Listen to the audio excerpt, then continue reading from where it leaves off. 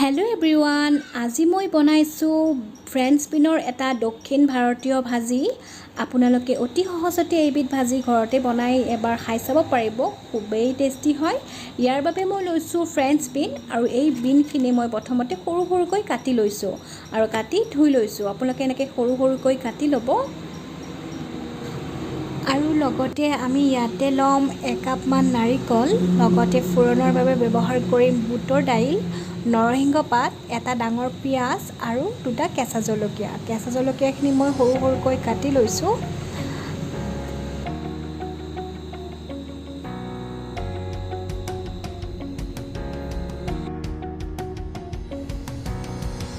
পেনখন গৰম হলে ইয়াতে মই দিছো ৰিফাইন তেল আপোনালোকে এইটো ৰেচিপি নাৰিকল তেল নতুবা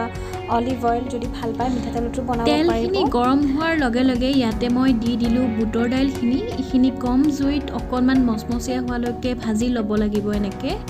আৰু মই এনেকৈ ভাজি আছো এতিয়া মই ইয়াতে দিছো কাটি ৰখা পিয়াজ আৰু কেঁচা জলকীয়াখিনি এইখিনি দিও অকনমান সময় এনেকৈ ভাজি লৈছো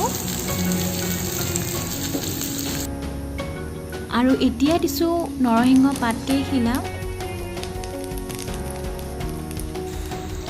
এতিয়া মই ইয়াতে যোগ কৰি দিছো আধা চামুচ মান হালধি আৰু হালধিখিনি দিয়াৰ পিছতো এনেকৈ অকনমান লৰাই আছো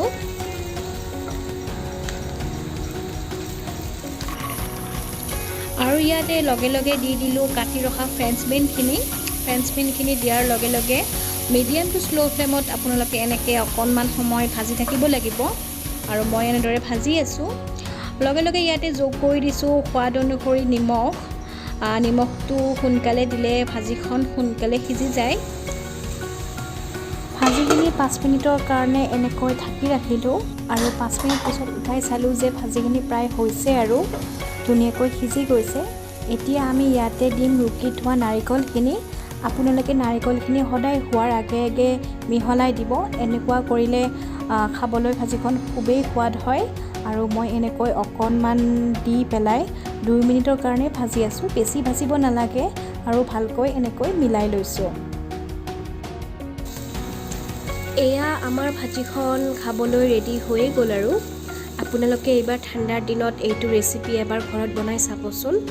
আৰু কেনেকুৱা হৈছে মোক কমেন্ট কৰি নিশ্চয় জনাব যদি মোৰ ভিডিওটো আপোনালোকৰ ভাল লাগিছে তেনেহলে লাইক কমেন্ট আৰু মোৰ চেনেলটো সাবস্ক্ৰাইব কৰি দিয়ে যেন ধন্যবাদ